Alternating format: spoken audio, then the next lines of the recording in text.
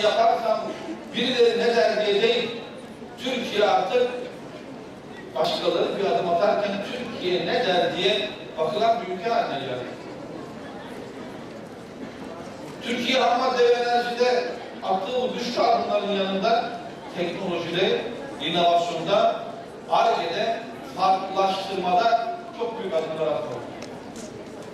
Sevgili gençler, sizlerin bilmeyeceği, hatırlamayacağı, belki duymadığınız dönemleri yaşamış olan nesiliz biz. Ama biz çok şanslı bir nesiliz.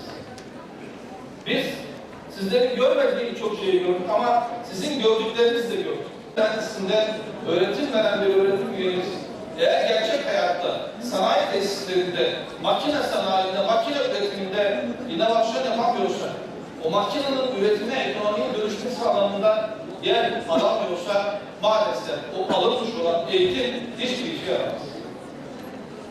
Eğer inşaat mühendisliğinde hakeza öyle, ekonomide okuyan kardeşimiz hakeza öyle, arkeolojide okuyan hakeza öyle, mimarlıkta diğer alanlarda okuyanlar da öyle.